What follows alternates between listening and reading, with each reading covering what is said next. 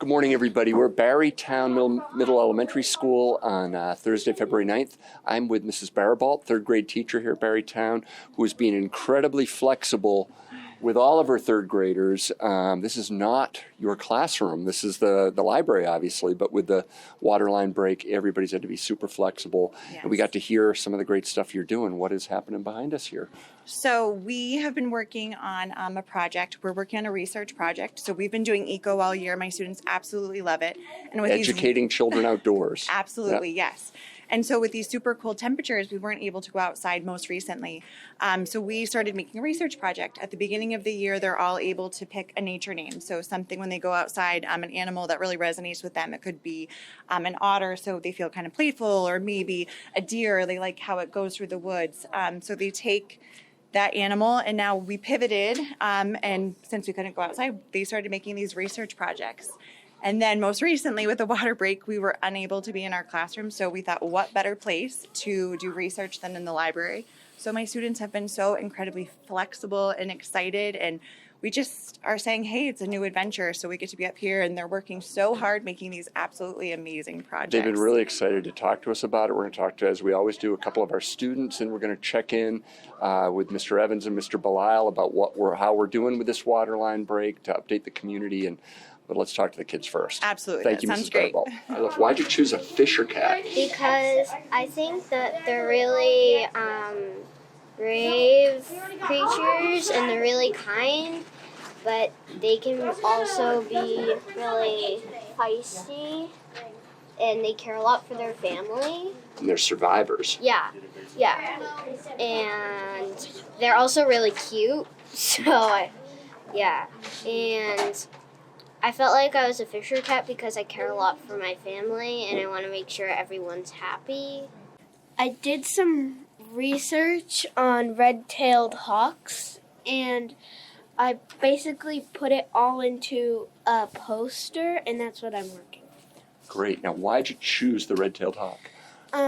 Well, I chose it because they're like amazing and also my grandpa calls me Eagle Eye, and so I know that red-tailed hawks can like see really well. So we've been working on basically projects about animals that live in Vermont, which basically kind of makes us kind of interested in what animals and learning for eco. Yep. To kind of think about what animals we think we could be if we were an animal. I choose the snowy owl because I really feel like I like owls and I just really like snow and I feel like I'm very quiet outside in the woods, so snowy owls are usually quiet. Down here in Miss Baribault's regular classroom, Josh, you can kind of just pan around and just see, what's been going on here, just the unbelievable flexibility of those third graders. This is happening throughout the elementary school this week at Barrytown. And I want to be clear to the community, we would not be able to have been open this week here without the incredible work of a couple of these guys right here. We've got Jamie Evans, the BUSD Facilities Director. We've got Rich from GW Savage, an emergency restoration service that has been doing a lot of the work for us, and Facilities Director for Barrytown, Paul Belisle. You two guys, I know, were up here all day Sunday when this water line disaster happened, but it could have been so much worse, right, Jimmy? Oh, certainly. Yeah, the water line broke, ran throughout the night hours into the daytime on Sunday. Once the calls started coming in, Paul recruited all the custodial maintenance teams to come in. Virtually everybody showed up on a Sunday. We rallied. We got a hold of GW Savage. They came to our aid as well. I spent the afternoon hours setting up dehumidifiers and fans and jumped on top of it. Yeah, so Rich, a couple of we see this dehumidifier behind us here, one of your units. Kind of give us an idea of some of the work that's going on in the building right now, but so the community understands it. So the equipment's doing most of the structural work with drying. Dehumidifiers draw in the moist, wet air and pump out dry, hot air.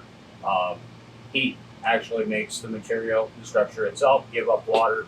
Fans help promote that through air movement creates friction, thus creating heat, thus everything's willing to give up water. Anything that would structurally have been compromised were removing overly wet drywall, wet insulation, things like that. And then, like you see here, getting creative with our drying methods, not just letting the dehues sit and just pump, or directing it right at the areas that are affected the heaviest. It sounds like stuff's been being moved around as needed. And Paul, like we and Jamie, you know this too, we had that crucial 24 to 72 hour window where we were able to get in here and start this work. I mean, just a little description of what Sunday was like when you guys came in here. Your whole maintenance and custodial crew pretty much was able to come in, right? Yeah, most everything was able to come in. It worked out really well. Yeah, this is a case where we have a lot to be proud of. The Barrytown administrative team, all these guys, everybody stepped up, and as a result, we were able to jump on this and really make sure that we could get everybody back in school by today. There was minimal disruption. Some of our youngest students had to miss a couple days, unfortunately, but we're back at it almost, and things are looking really good. So I just want to thank all you guys and thank the community for the patience. I think this has been a really challenging week with some of the threats going on around the state and all this stuff, but we're still getting it done, and we're really proud of that. One last thing is we have a school board meeting tonight, 6 o'clock. Really encourage people to attend either in person or virtually. We're going to be talking details about the FY24 budget. We'd love to have your input and presence. And again, guys, thank you. Thank you. Everybody have a great rest of the week.